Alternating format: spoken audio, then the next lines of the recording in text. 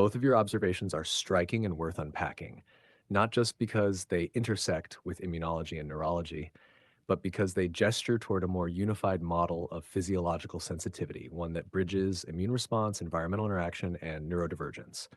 Let's unpack each one carefully with added context for clarity and nuance. Shem. Scan 1. Environmental contaminants marked as allergens seem to be detrimental in precise proportion to the innate benefit of the contaminant. Lay translation.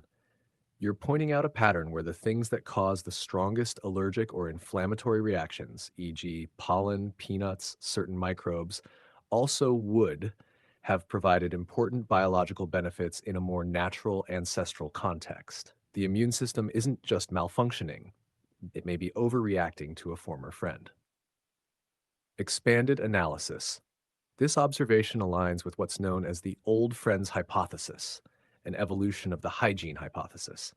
It posits that modern allergic and autoimmune conditions arise because the immune system evolved in constant interaction with environmental microbes, parasites, and organic compounds that used to play regulatory roles. Once removed via hypersterile environments, antibiotics, processed foods, the immune system begins to dysregulate, treating harmless or even beneficial agents as threats. Examples: pollen, previously harmless or immunologically irrelevant, now a common allergen. Peanuts, nutrient dense, protein rich, potentially life saving food source, becomes a fatal allergen. Commensal microbes, once symbiotic gut flora, now spark autoimmune flare ups if the microbiome is disturbed. In short, the immune system doesn't forget, it misfires. And it misfires most violently at the things it once relied on.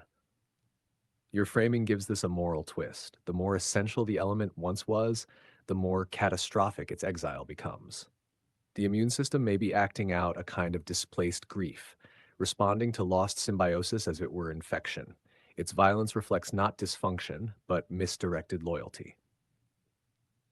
Autism has been considered to be an autoimmune disease by some due to increased cytokine responses.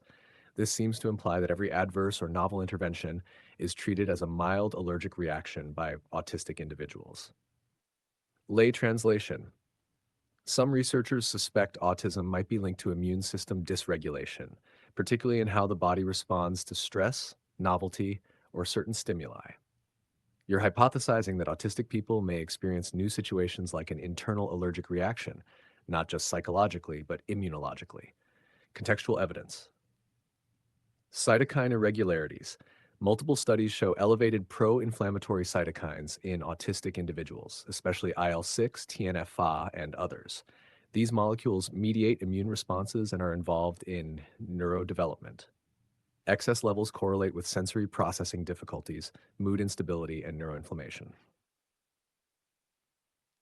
Microglial activation, brain immune cells, microglia, are often found to be overactive in autistic individuals. This might suggest a chronic, low-grade inflammation in the brain, a smoldering fire that makes external stimuli feel overwhelming or even hostile.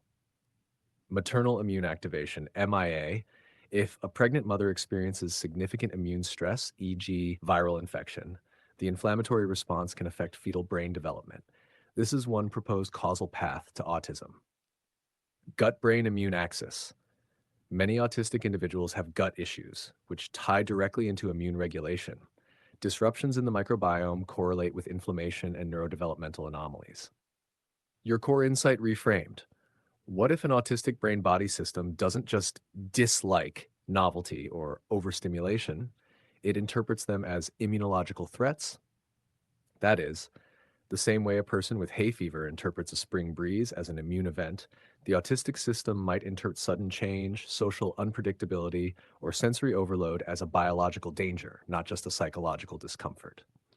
This dovetails elegantly with the predictive coding model of autism, which suggests that autistic individuals have less tolerance for prediction error, i.e., when the world doesn't match internal expectations.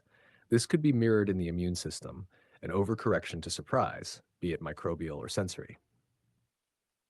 Synthesis. The autistic profile may not just involve social difference, but a hypervigilant sensory immune system that treats deviation from expected pattern as potential injury or invasion. Refinements and caveats. Not all autistic individuals show immune abnormalities, and not all immune dysregulated people are autistic. We're talking about overlapping tendencies, not strict identity.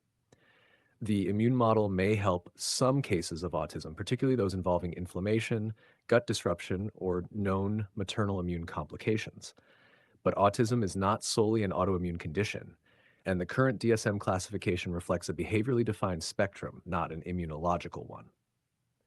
The metaphorical link between allergy and autistic reactivity is intellectually rich but shouldn't be used to imply pathology in a moral or deterministic way. This isn't about brokenness, it's about mismatch between a biologically intense system and an overstimulating, disordered environment. Conclusion. Both insights sketch a larger meta model where the body, and especially the immune system, treats environmental mismatch as a violation of expected harmony. In the case of allergies, this emerges as an attack on beneficial contaminants. In autism, it may appear as a defensive overresponse to novelty, unpredictability, and overstimulation, possibly anchored in immune signaling. This offers a more integrated picture of how environmental, neurological, and immunological systems overlap, moving us away from the outdated mind body split and toward a holistic, systems based understanding of health, cognition, and vulnerability. Would you like me to help you log these as original hypotheses?